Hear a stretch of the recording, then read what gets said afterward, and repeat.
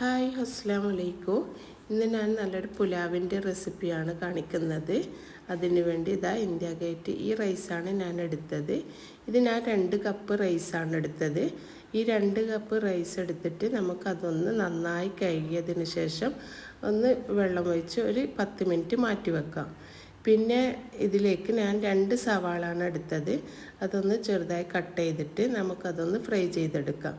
ഇതുപോലെ നമുക്കൊരു പാത്രത്തിലിട്ട് അതൊന്ന് ഫ്രൈ ചെയ്തെടുക്കാം. പിന്നെ അതിന് വേണ്ടി കുറച്ച് വെജാണ് എടുത്തത്. ഇതുപോലെ ഉരുളക്കിഴങ്ങും ക്യാരറ്റും ക്രീം പീസൊക്കെ എടുത്തിട്ടുണ്ട്. ഇനി നമുക്ക് ഫ്രൈ ചെയ്ത ഉള്ളി അതൊന്ന് മാറ്റിയെടുത്ത് അതിലേക്ക് കുറച്ച് അണ്ടി ബദാം മുന്തിരി ഉണ്ടെങ്കിൽ അതും കൂടി ചേർത്ത് കൊടുക്കാം. അതൊക്കെ ചേർത്ത് ഒന്ന് ഫ്രൈ ചെയ്തെടുക്കുക. ഇത് ഓപ്ഷനിലാണ്, പിന്നെ ഉണ്ടെങ്കിൽ ചേർത്ത് കൊടുത്താൽ മതി. പിന്നെ അതും മാറ്റിയെടുത്തതിന് ശേഷം അതിലേക്ക് നമുക്ക് ഈ കട്ട് ചെയ്ത് വെച്ച വെജൊക്കെ ഇട്ട് കൊടുക്കുക. അതിലേക്ക് 2 ടീസ്പൂൺ മല്ലിപ്പൊടിയും 1 ടീസ്പൂണോളം ഗരം മസാലപ്പൊടി, കുറച്ച് മഞ്ഞൾപ്പൊടി, ഉപ്പ്, പിന്നെ പച്ചമുളക് ഇട്ട് കൊടുക്കുന്നുണ്ട്. അതെനിക്ക് കാണിക്കാൻ വിട്ടുപോയതാണ്. അതൊക്കെ ഇട്ടിട്ട് എരിവിനനുസരിച്ചിട്ട് പച്ചമുളക് ഇട്ട് കൊടുക്കുക. എന്നിട്ട് നന്നായി ഒന്ന് മിക്സാക്കി എടുക്കുക. അത് ഞാൻ ഇടാൻ വിട്ടുപോയതാണ് കേട്ടോ.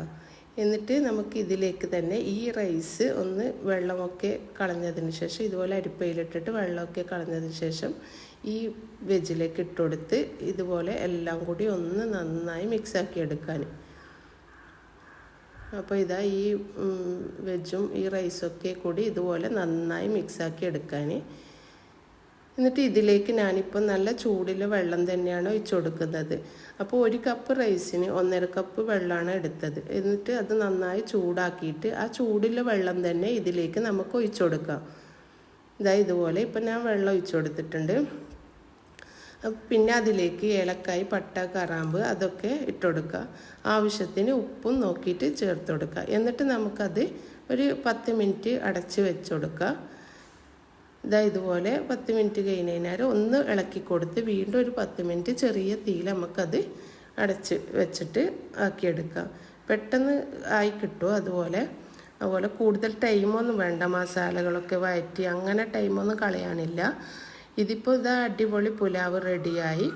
അതിൻ്റെ മുകളിൽ നമുക്ക് ഈ ഫ്രൈ ചെയ്ത് വെച്ച ഉള്ളിയും അതുപോലെ ഈ ബദാമും മല്ലിയിലൊക്കെ ഇട്ട് കൊടുക്കുക. ഇനിയിപ്പോൾ നല്ല ടേസ്റ്റായ റൈസാണ്. എല്ലാവരും ഒരു പ്രാവശ്യം ഇതുപോലെ ഉണ്ടാക്കി നോക്കുക. പെട്ടെന്ന് ആക്കി എടുക്കാൻ പറ്റുന്നതാണ്. പിന്നെ അതിൻ്റെ കൂടെ കഴിക്കാൻ കുറച്ച് ചിക്കൻ ഉണ്ടാക്കിയതാണ്. കുറച്ച് ചിക്കൻ എൻ്റെ കയ്യിലുണ്ടായിട്ടുള്ളൂ. അതിന് 1 കഷ്ണം സവാളയും 1 ഇഞ്ചി 1 വെളുത്തുള്ളി 2 വറ്റൽമുളകും പിന്നെ കുറച്ച് മല്ലിയിലയും കുറച്ച് വിനാഗിരി 1 ടീസ്പൂണോളം വിനാഗിരിയും ചേർത്ത് അതൊന്ന് അരച്ചെടുക്കുക. എന്നിട്ട് നമുക്ക് മസാല ഈ അരച്ച് വെച്ച മസാല ഈ ചിക്കനിലേക്ക് ഒന്ന് മിക്സാക്കി ആവശ്യത്തിന് ഉപ്പ് ഇട്ട് കൊടുത്ത് ഒരു അരമണിക്കൂർ മാറ്റി വെക്കുന്നുണ്ടെങ്കിൽ മാറ്റി വെക്കുക. എന്നിട്ട് നമുക്കതൊന്ന് ഫ്രൈ ചെയ്തെടുക്കാം. ഇത് നമുക്ക് വളരെ എളുപ്പത്തിൽ ആക്കാൻ പറ്റും. അതുപോലെ നല്ലൊരു ടേസ്റ്റായ മസാലയാണിത്.